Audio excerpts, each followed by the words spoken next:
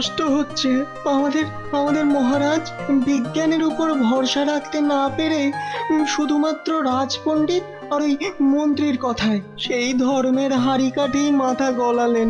আচ্ছা আচ্ছা, তুমি কি বিশ্বাস করো যে হোম যজ্ঞ করে বৃষ্টি নামানো যায়? কি আর করবেন বলুন, আমরা সকলেই যে রাজকর্মচারী।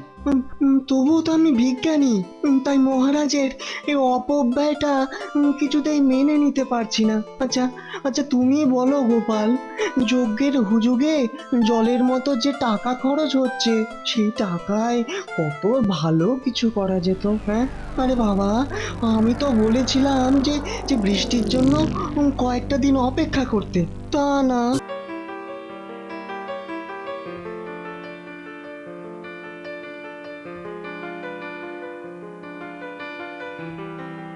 এ কি অনাসৃষ্টি কাণ্ড বলতো?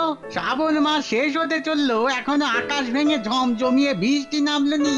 যা বলেছ, আর তো কদিন বাদেই দুর্গা পুজো। বৃষ্টির অভাবে এখনো তেমন করে জমিতে ধান রুইতে পারলাম না। কি যে আছে কপালে। আসলে মনে হয় ভগবান আমাদের ওপর কুপিত হয়েছেন, তাই এই কম বৃষ্টি। ভালো বৃষ্টি পেতে হলে ওই ভগবানের পুজো করতে হবে। আমরা গরিব মানুষ, ভগবানের পূজা করার মতো সামর্থ্য কোথায় আমাদের?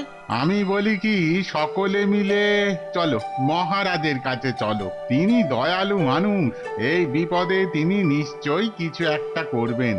তাহলে তাই চলো, তাই চলো, কালই মহারাজের কাছে চলো। মহারাজের কাছে চলো। চলো চলো চলো। তোমাদের কথা শুনলাম। অবশ্য এই কম বৃষ্টিপাতের জন্য আমিও কম চিন্তিত নই। ঠিক আছে, দেখি দেখি তোমাদের জন্য কি করা যায়। মহারাজের জয় হোক। হ্যাঁ, তোমাদের সবাইকেই বিশেষ সভায় ডাকার কারণটা হলো এবছর আমার রাজ্যে অপেক্ষাকৃত কম বৃষ্টিপাত। হ্যাঁ মহারাজ, খুবই কম বৃষ্টি হয়েছে এবার। গতকালই এ রাজ্যের কৃষকেরা মহারাজের কাছে এসেছিল। হ্যাঁ, ভালো বৃষ্টিপাতের আশায় তারা আমায় কিছু একটা করার জন্য আবেদনও করে গেছে। আচ্ছা আচ্ছা বিজ্ঞানী, তুমি বলো তো, মানে কি করলে ভালো পরিমাণ বৃষ্টি হবে? মহারাজ, যথেষ্ট বৃষ্টিপাতের জন্য আমাদের প্রয়োজন চারপাশের পরিবেশকে শীতল রাখা। এর জন্য প্রচুর পরিমাণে গাছ লাগানো খুব দরকার। কারণ বিজ্ঞান বলছে বেশি পরিমাণ সবুজ বৃক্ষই পারে পর্যাপ্ত পরিমাণ বৃষ্টির কালো মেঘকে টেনে আনতে। খুব ভালো প্রস্তাব।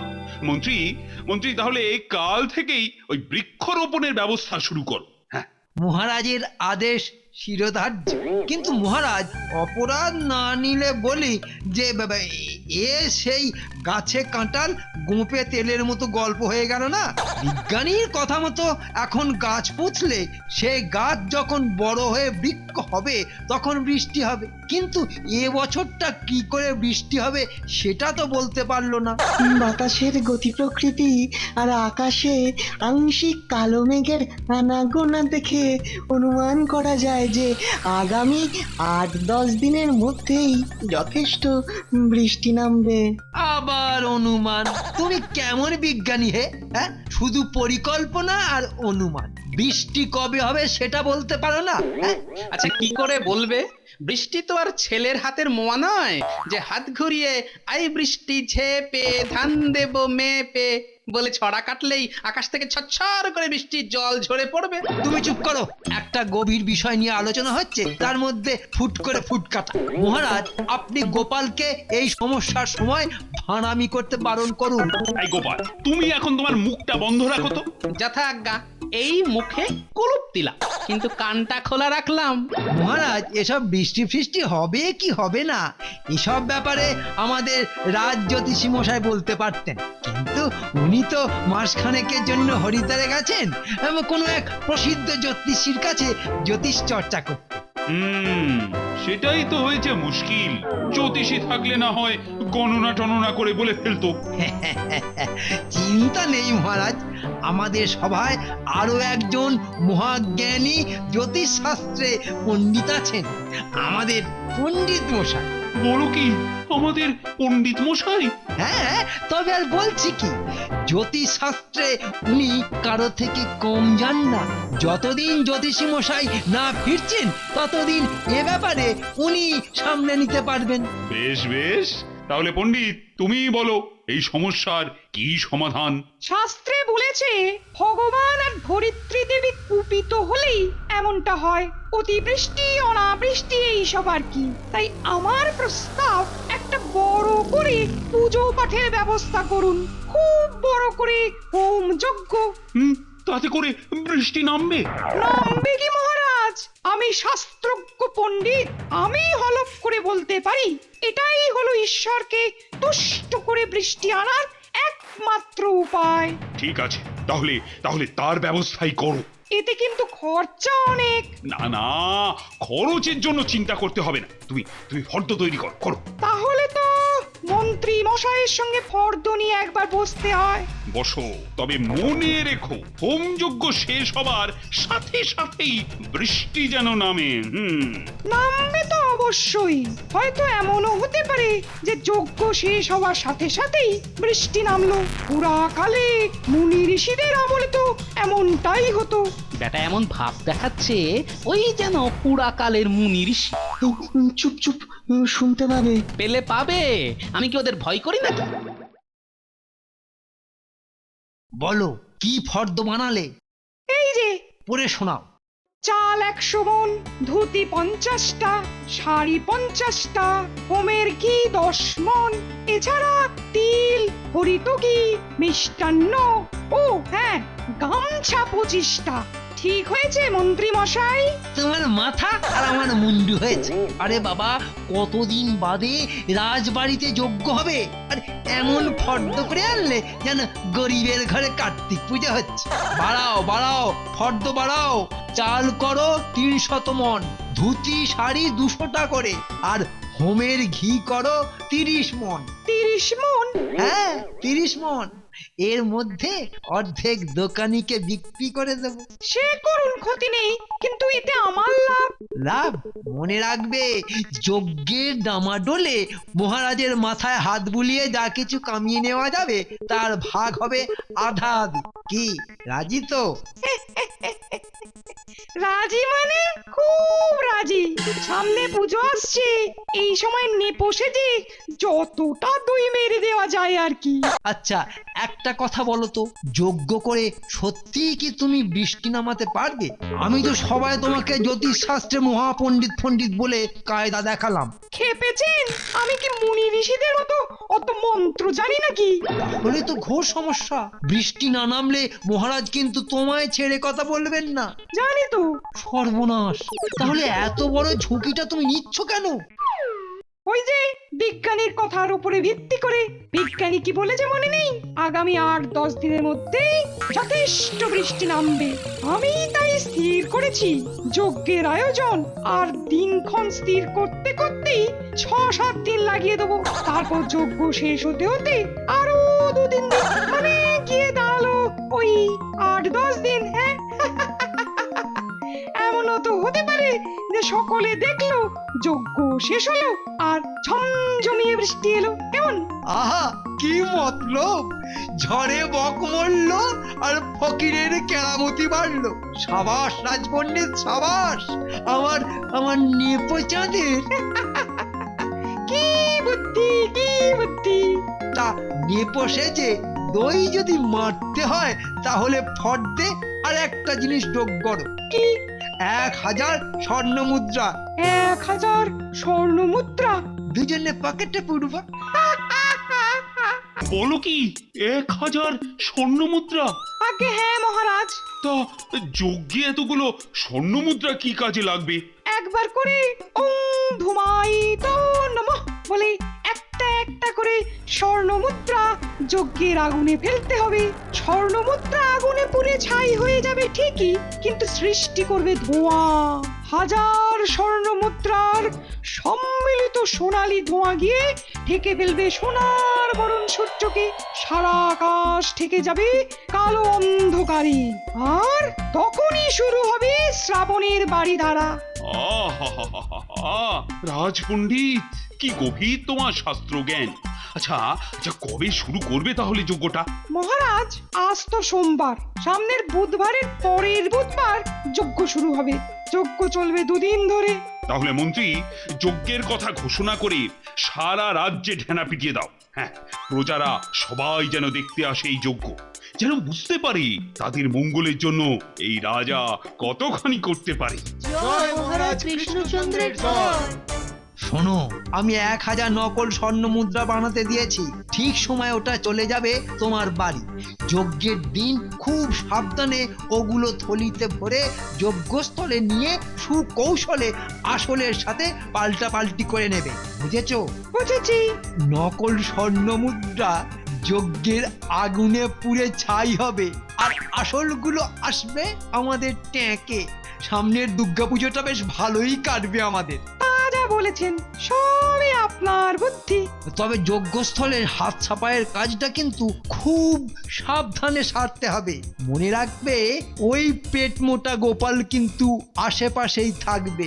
আপনি কোনো চিন্তা করবেন না মন্ত্রী মশাই, মন্ত্র উচ্চারণের মধ্যেই এমন শাস্তি দেবো না, গোপাল তো গোপাল, শিবের বাবাও না টেট্টি পর্যন্ত পাবে না।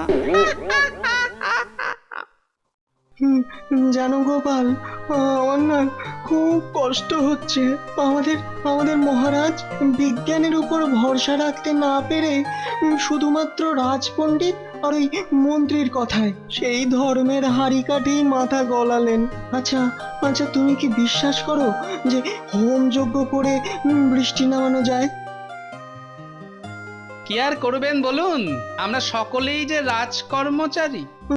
তবুও তো আমি বিজ্ঞানী, তাই মহারাজের এই অপব্যয়টা কিছুতেই মেনে নিতে পারছি না। আচ্ছা আচ্ছা, তুমি বলো গোপাল, যজ্ঞের হুজুগে জলের মতো যে টাকা খরচ হচ্ছে, সেই টাকায় কত ভালো কিছু করা যেত। হ্যাঁ, আরে বাবা, আমি তো বলেছিলাম যে যে বৃষ্টির জন্য কয়েকটা দিন অপেক্ষা করতে, তা না।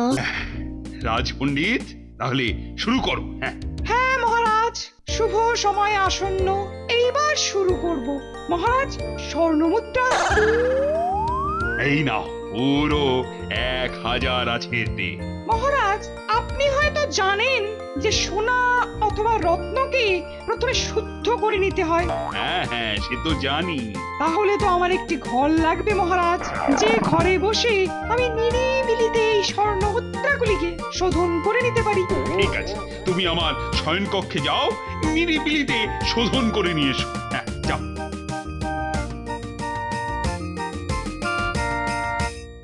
যাক বাবা, রাজপণ্ডিতের বুদ্ধি আছে। এবার হবে আসলে আর নকলে পাল্টাপাল্টি। সোনার টাকা শোধন করতে নিরিবিলিতে চলে গেল। ব্যাপারটা গোলমেলে মনে হচ্ছে।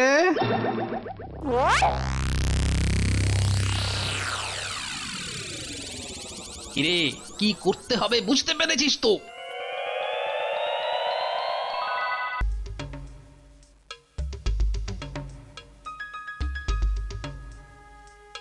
ওহ, রাজপণ্ডিত গেল তো গেলই, এতক্ষণ যে কি করছে কে জানে।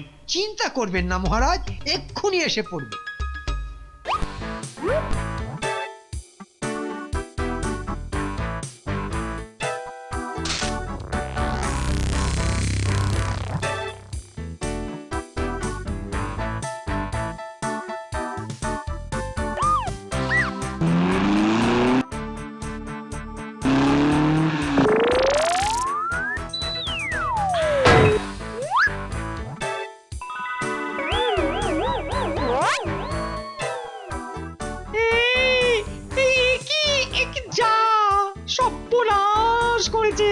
গোপালের খুদে বাহিনী যে নকল তলিটা নিয়ে পালালো।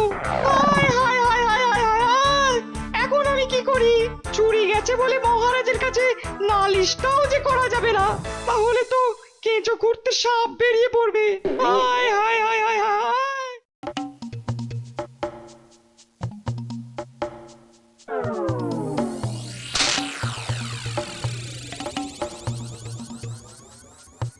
হলো বলো তো, রাজপণ্ডিত সেই যে গেল তো গেলই, কি জানি বাবা, সোনা শোধন করতে যে এত সময় লাগে কার বাবা জানত। চিন্তা করবেন না মহারাজ, যজ্ঞের স্বর্ণ মুদ্রা শোধন বলে কথা। এই তুমি থামো তো, তখন থেকে শুধু একই গান শুনিয়ে যাচ্ছে, চিন্তা করবেন না, চিন্তা করবেন না। আরে এদিকে যে শুভ সময় উত্তীর্ণ হয়ে যাচ্ছে। শুধু কি সময়, আকাশ জুড়ে মেঘের ঘন ঘটা কি লক্ষ্য করেছেন মহারাজ? আমার তো মনে হয় খানিকক্ষণের মধ্যেই বৃষ্টি এসে পড়বে। তাই তো, সে তো যজ্ঞের আগুন টাগুন সব নিভিয়ে দেবে। কিন্তু কিন্তু রাজপণ্ডিত কোথায় গেল? এই তো আমি এসে গেছি মহারাজ, এক্ষুনি শুরু করছি যজ্ঞ। তার কি আর খুব একটা দরকার আছে রাজপণ্ডিত? যে দেখুন, আকাশের দিকে কালো মেঘে ছেয়ে গেছে সারা দিগন্ত। মহারাজ, বিজ্ঞানীর কথাই ফলে গেল, 8 থেকে 10 দিনের মধ্যেই বৃষ্টি এলো। কোথায় ফলেছে? আকাশ জুড়ে মেঘ করা মানে বৃষ্টি নামা নয়। এমন তো হতে পারে এ মেঘ কেটে যাবে। মহারাজ, আপনি গোপালের কথায় কান না দিয়ে যজ্ঞ শুরু করতে বলুন। আরে আরে এ তো ফোঁটা ফোঁটা বৃষ্টি পড়তে শুরু করেছে। ওহ, আরে বৃষ্টি যখন এলো তখন তখন বন্ধ হোক যজ্ঞ। কিন্তু মহারাজ, এত আয়োজন, এত চাল কাপড় ঘি স্বর্ণ মুদ্রা। তাই তো, এখন তাহলে এগুলো দিয়ে কি করি? আমি বলি কি মহারাজ, যজ্ঞ হলে এগুলোর কিছু আগুনের পেটে আর কিছু রাজপণ্ডিতের ঘরে যেত। তার থেকে গরিব প্রজাদের মধ্যে এসব চাল কাপড় ঘি স্বর্ণ মুদ্রা বিলিয়ে দিলে হয় না? সব আমদানি গেল। এবারে বৃষ্টি দেরিতে আসার জন্য তেমন ফসল ফলেনি, বেচারারা এগুলো পেলে খুশি হবে মহারাজ। সামনে দুর্গামা আসছেন, এগুলো পেলে হাসি ফুটবে গরিব প্রজাদের মুখে মহারাজ। এটাই তো আসল যজ্ঞ। ধন্য ধন্য গোপাল, তুমি ধন্য। এসো এসো বিজ্ঞানী, কাছে এসো, কাছে এসো। মহারাজ, অনুমতি পেলে আমি কারো উদ্দেশ্যে কিছু কথা বলবো। আজকের এই আনন্দের দিনে তোমায় আর মুখ বন্ধ করতে বলবো না। মজা করে তুমি যা ইচ্ছে তাই বলতে পারো। হ্যাঁ, একেই বুঝি বলে চালাকির দ্বারা মহৎ কাজ সফল হয় না। কি বলেন মহারাজ? একেবারে ঠিক বলেছো। কিন্তু কথাটা তুমি কার উদ্দেশ্যে বললে গোপাল? ওই যে বাংলায় একটা প্রবাদ আছে না, পড়লো কথা হাটের মাঝে, যার কথা তার বুকে বাজে। যে বোঝার সে ঠিক বুঝেছে মহারাজ। আহারে রাজপণ্ডিত, ঝড়ে বক মরল না, তাই তোমার কেরামতিও ফলল না। মনে বড় লেগেছে তাই না? চুপ বেটা বেয়াদব।